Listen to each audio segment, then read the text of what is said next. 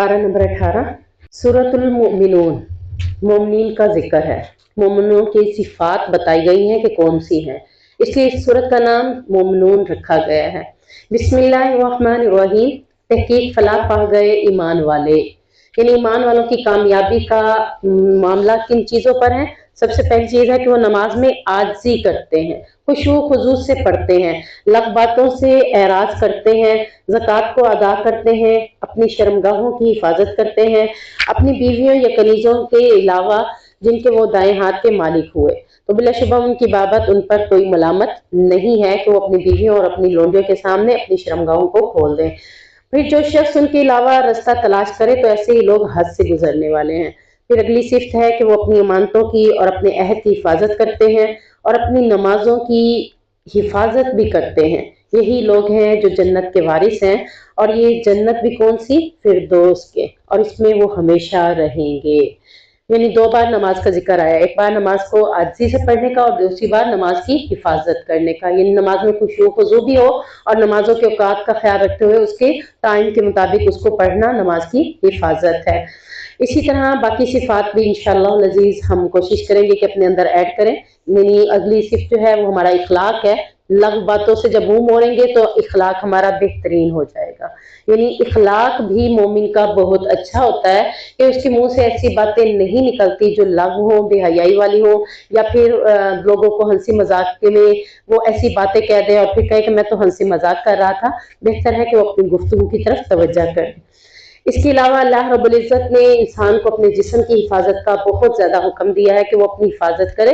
ये भी मोमिनीन की सिफ्त है कि वो अपने जिस्म की हिफाजत करते हैं। अमानत जो अल्लाह रब्बुल इज़्ज़त ने दी है ज़िंदगी, इसकी भी हिफाजत करें। दुनिया वाले जो अमानतें देते हैं उसकी भी हिफाजत करें।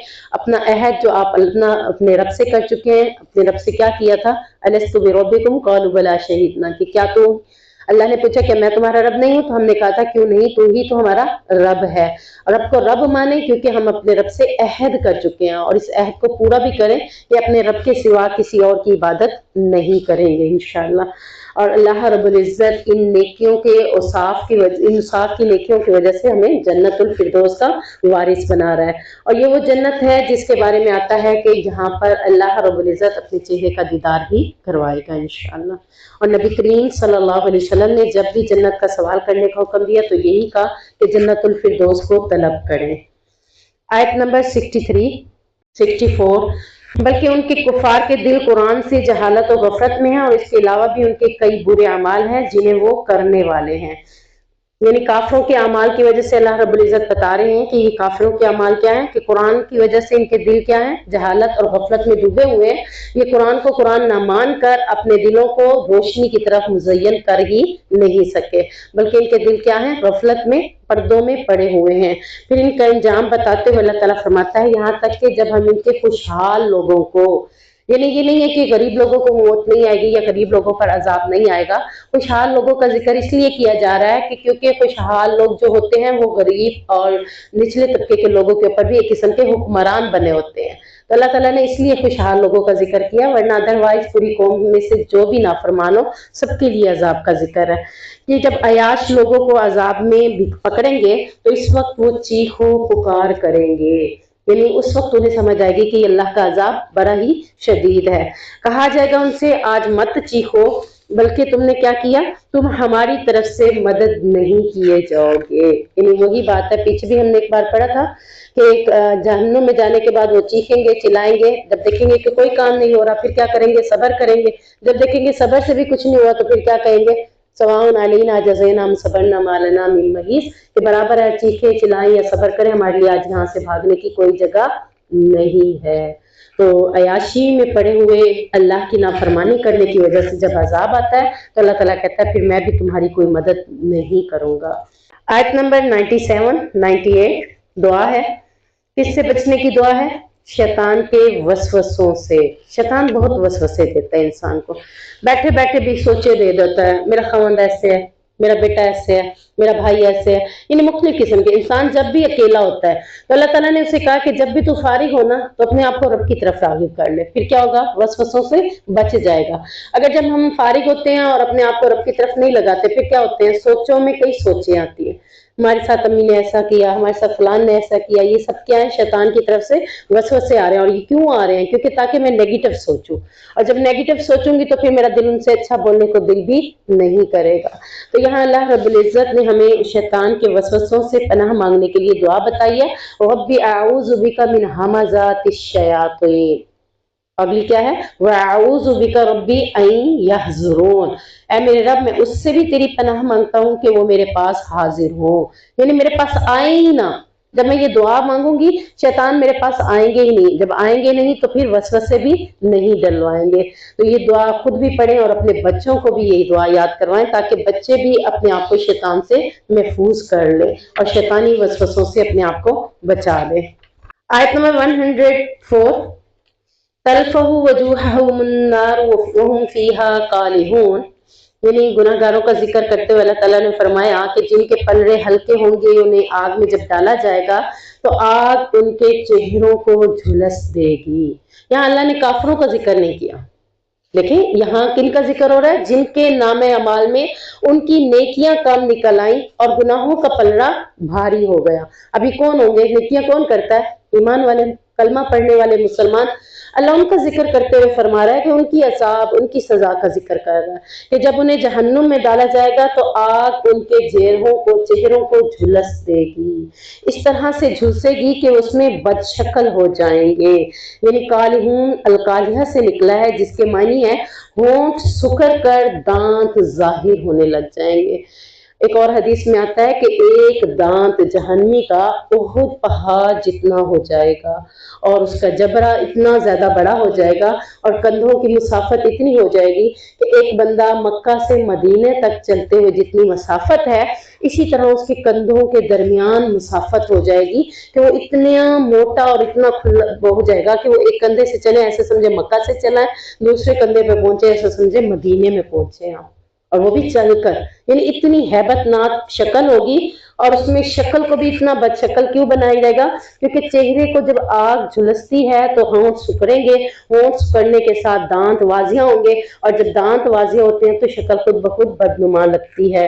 تو یہاں اللہ رب العزت نے ان کی اس شکل کو بدصورت اور ڈراؤنی شکل سے تشبیہ دی ہے، اور یقین کی ہے صرف نیکیاں کم ہونے کی وجہ سے، گناہ زیادہ ہونے کی وجہ سے. سورۃ النور، نور کا مطلب ہے روشنی. اللہ خود بھی نور ہے اور اسی کا ذکر اللہ نے قرآن میں کیا ہے اسی سورت کے اندر. اللہ نور السماوات والارض، کہ اللہ آسمان اور زمین کا نور ہے. آگے جا کر یہ آتا ہے اس سورت کے حوالے سے آتا ہے کہ اس سورت میں خواتین کے لیے، عورتوں کے لیے کافی مسائل ہیں، اور آپ صلی اللہ علیہ وسلم نے اس کی تعلیم لینے کا بھی حکم دیا ہے. یعنی پورے قرآن کی تعلیم بھی لیں عورتیں، اور خصوصاً جن صورتوں میں عورتوں کا ذکر زیادہ ہے، عورتوں کے مسائل زیادہ ہیں، وہ بھی انہیں سیکھنے کا حکم ہے.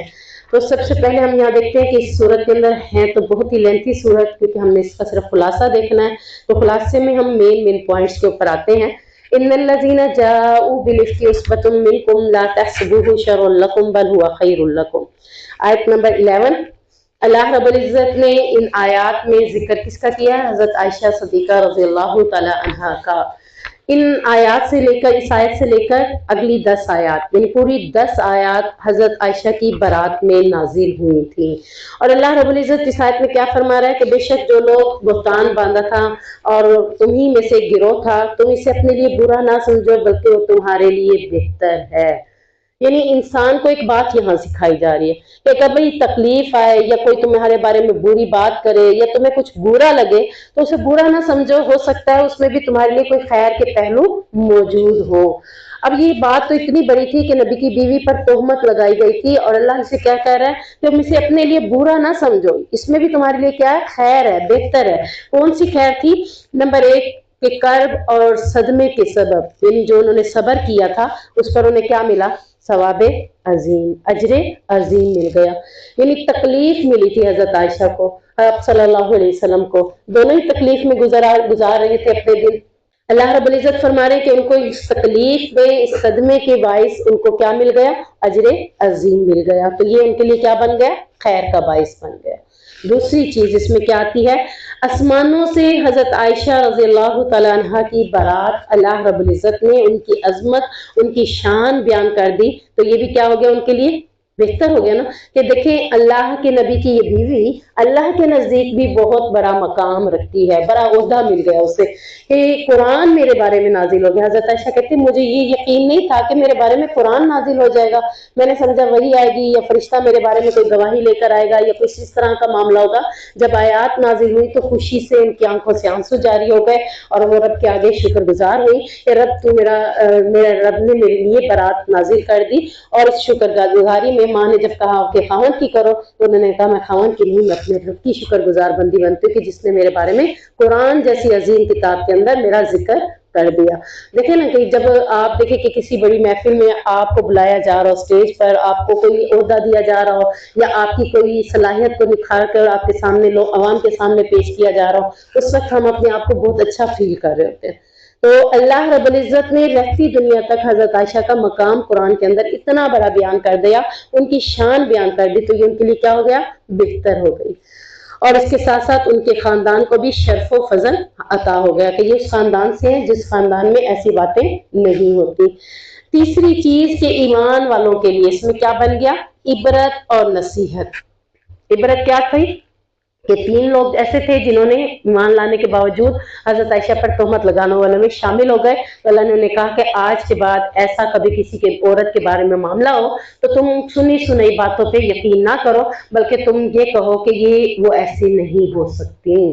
तो इसमें उनके लिए इबरत भी होगी और नसीहत भी हो गया कि आइंदा के लिए कभी भी किसी की बातों में आकर किसी के ऊपर बुहतान नहीं लगाना, बल्कि खुद जब तक अपनी आंखों से तुम ना देख लो। तो ये हमारे लिए भी बहुत से शर वाले मामले जब होते हैं ना तो उसमें खैर होती है, तो फौरन अपने जहन में ले आए कि इसमें भी मेरे लिए खैर है इंशाअल्लाह। तो बज़ाहिर तो शर नजर आ रहा होता है लेकिन साथ ही हमारे लिए उसमें क्या रखा होता है, खैर रखा होता है। आयत नंबर 22, वला यतली उल फज़्ल मिनकुम वस्साकिन युतूलिल कुर्बा वल मसाकिन वल मुहाजिरीन फी सबीलिल्लाहि वल याफू वल यस्फू। ये आयत हजरत अबू बकर सिद्दीक के बारे में नाजिल हो गई। हजरत अबू बकर सिद्दीक ने मस्ता बिन असासा जिन्होंने तोहमत लगाने वालों में शामिल हो गए थे, जो उनके अजीज कारब में थे, उनका नानो नफका बंद कर दिया था कि मैं इसका नानो नफका देता था और ये मेरी बेटी पर तोहमत लगाने वालों में हो गया। तो अल्लाह रब्बुल इज्जत ने हजरत अबू बकर सिद्दीक के लिए आयत उतारी कि तुम में से जो फजल वाला है वो कराबतदारों को, मस्कीनों को और महाजरों को अल्लाह के रास्ते में पैसे देने से या नानो नफका देने से अपने दिलों को तंगी ना करें, बल्कि क्या कर दें, माफ कर दें और दरगुजर कर दें। क्या तुम ये पसंद नहीं करते कि अल्लाह तुम्हें भी माफ कर दे।